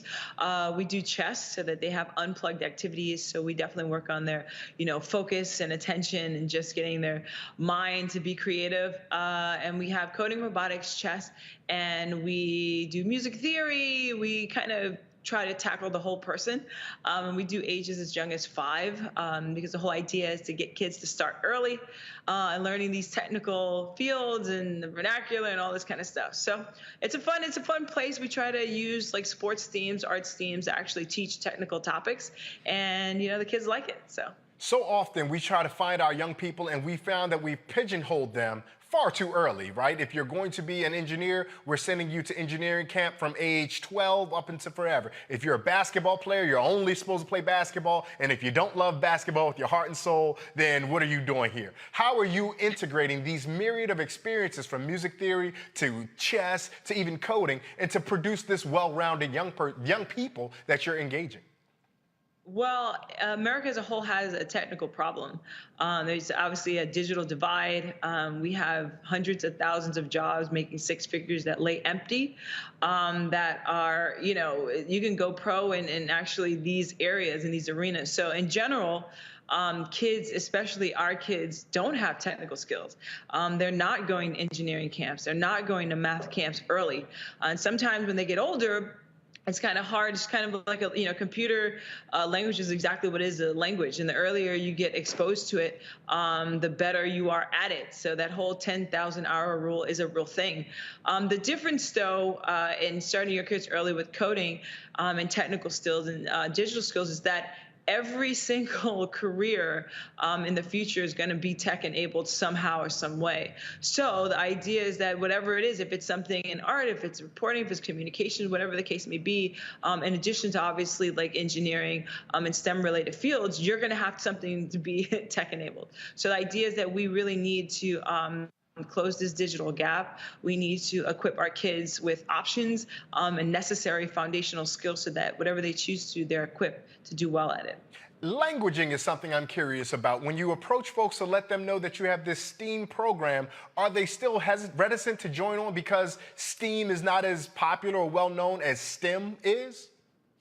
Yeah, it's just about education, right? So like A for arts, the idea is that we have to really be creative and getting kids' attention. That's how I use the arts. The idea is that there's a lot of creative kids that probably are shunned from doing some kind of tech and robotic stuff. But how do we include those kids because their minds are just as bright as any other kid? So the idea is just finding creative ways to hook a kid in, to have them interested, to keep their attention, and also have a fun way. Like my center is not specifically to make a doctor, to make an engineer. What our idea is to give the kids confidence. That's what we call them, champions, and the foundational skills to do what they want with it. So the arts is kind of just something that we use to kind of sugarcoat what we're trying to teach them, and it actually works. So we use basketball, we use sports, we use all kinds of things to keep them interested, because oftentimes if kids can't relate to it, they clock out. And so we try to teach these principles and these STEM kind of topics in a way that they understand and that they're interested in. What has been some of the feedback that you've gotten from your peers, perhaps former athletes and teammates, perhaps those who you might have gone to school with in college? What is the feedback that you've gotten once they found out that you've put your 2 feet into this work? Well, I went to Georgia Tech, so most of my friends are engineers anyway. And Georgia Tech actually graduates the highest % of Black engineers in the country. But I recognize, with that said, I recognize that that's special. And that's different, and that's so far from the norm. I chose specifically to open up my center in Brooklyn, in downtown Brooklyn, because there are not many Black engineers around here. There are not many STEM scientists, and most of these kinds of centers are in affluent neighborhoods. They're in suburban neighborhoods. So I wanted to bring this to the kids of the neighborhood that I grew up in, because I think there's a lot of talent and there's a lot of creativity and there's a lot of smarts. And I think these kids need just as much as opportunity as any other kid to explore STEM fields where they can go pro and they can get rid of this generational curse, which a lot of our societies play with it at times. So that's the whole point of bringing this to Brooklyn and bringing this to the inner city, and using topics that generally are in the inner city but don't necessarily yield a professional career that they can go into. The idea is that we're right here. We know that New York City kids take the train a lot. We know that parents are busy, but we know that they're, some of the New York finest, in the country. So we give a quality STEM education that's right down the street, very close to all trains. And we want to not only be a center, an educational center, but a resource. We provide mentorships, we provide classes for parents, and we're here in the neighborhood to really be a resource for all the kids and the adults to use us so we can close this gap. So, we were talking in an earlier segment about organizing for like solidarity, economy, and democracy and all that, but you still have to do your own form of organizing, because if I walk out to the street and say, hey kid, you want to come play with robots? It may be a difficult go of it. How is it that you're able to sell to our young people that what you're inviting them to do is actually fun? Yeah, I mean, the whole thing about kids, all kids like to play games. Oftentimes what I found with our kids, they like to play games too. They just can't afford these $500-600, dollar a piece robots behind me.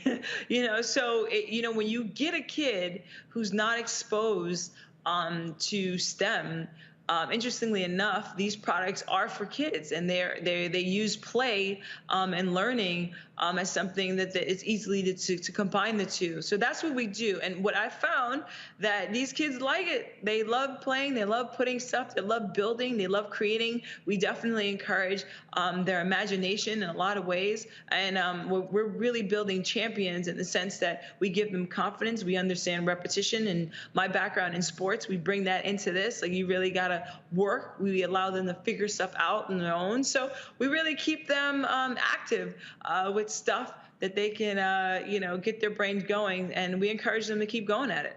Now, Ms. Butler, you sound so positive and wholesome here, but I know athletes. And athletes have that competitive fire, that drive. So everybody doesn't get to be a champion. Most of the pushback that we get to participation trophies come from former athletes, in fact. And so when you're competing, playing chess with the kids, or when you're maybe gaming with them, does any of your former athletes come out and really strive to succeed against those young people?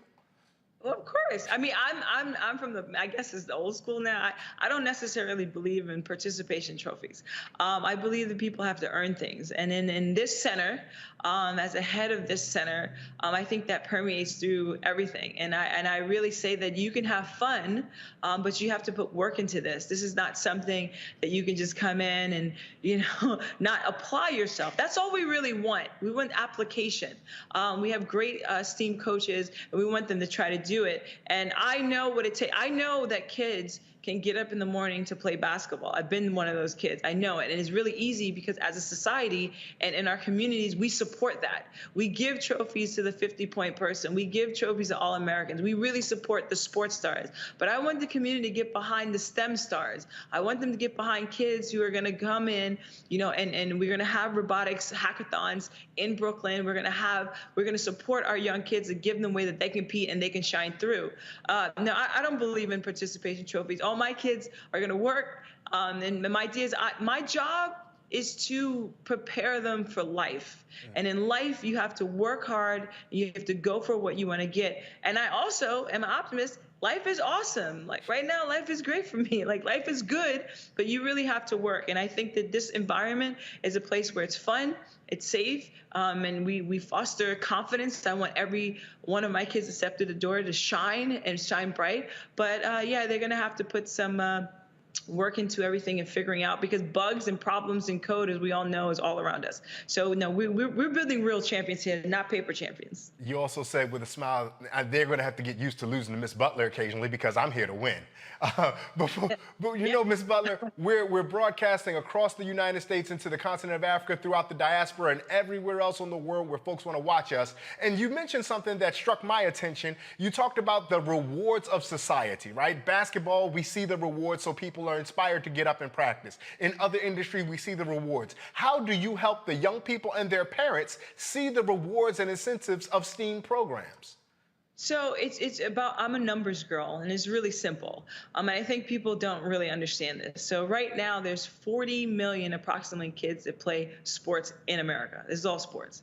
And there's 200 NBA players, 250, 350 NFL players. And they LeBron James has been in the league for a while. He's not giving up his spot anytime soon. My narrative is telling people the truth and look at the numbers. Any kid, and I went pro, I'm a part of that 1%. I know uniquely how small this, this brother and sisterhood is of going professional sports or even getting a college scholarship.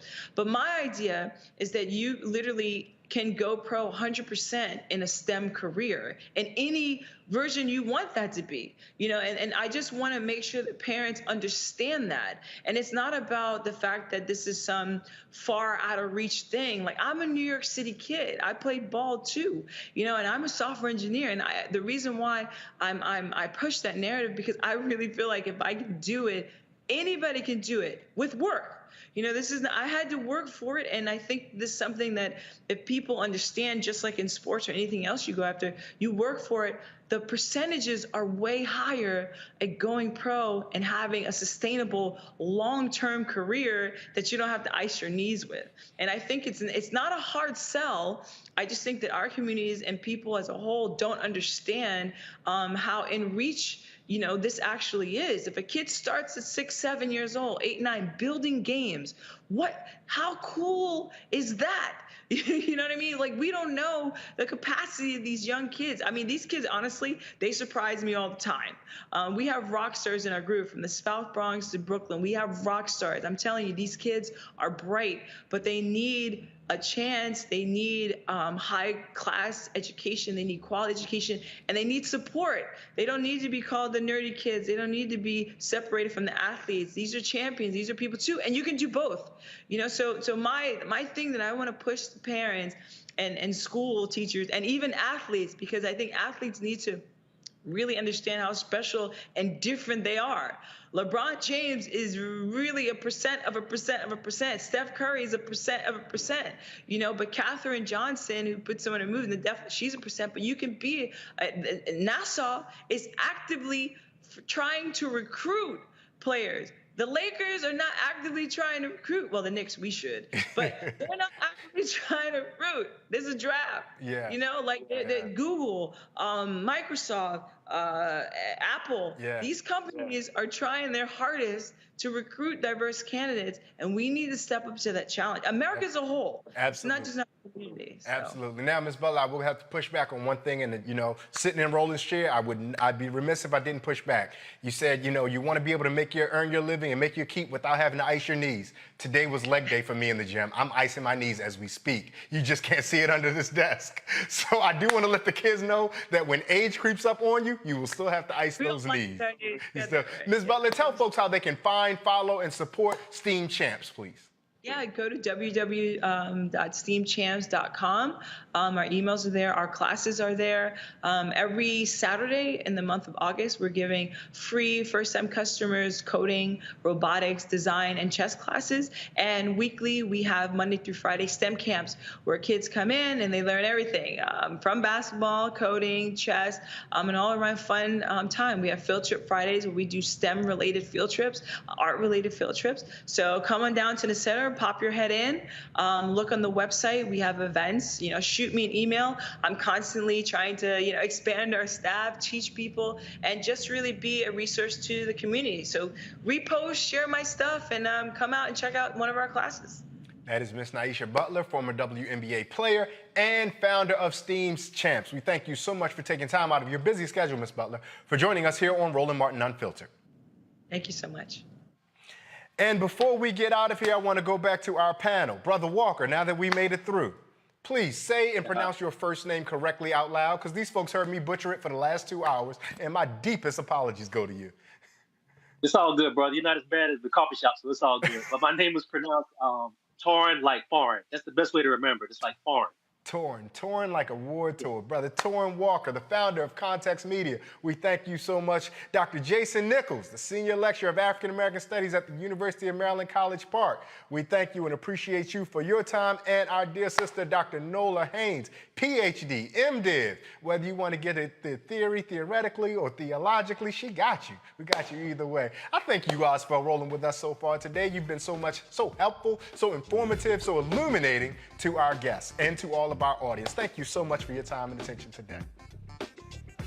And I want to thank everybody in the control room. I know folks don't normally get that kind of thanks, but I want to make sure I offer my thanks to all those folks in the control room. They are the reason that this production goes so smoothly. They are some fantastic folks, from script writers to producers, the guest bookers, and all the folks around. They are the ones who make sitting in this chair a little bit easier. So those times when Roland's not here, and I know the folks in the community, y'all miss y'all boy Roland. He's going to be here short enough, but when those times that he's not here and the rest of us fill in, they're the reason why this show can continue to succeed as well as it does. So I offer a big thank you and much appreciation to them. And I thank you all, the audience, for giving me this space. It is not a sacred space unless you agree to let me have me here, and I am appreciative that you all would do that. And so thank you. And in parting, let us remember the words of the Yoruba proverb, that if we stand tall, it is because we stand on the backs of those who came before us. And if Roland is gone, blue fight to all my Sigma brothers. God bless and good night.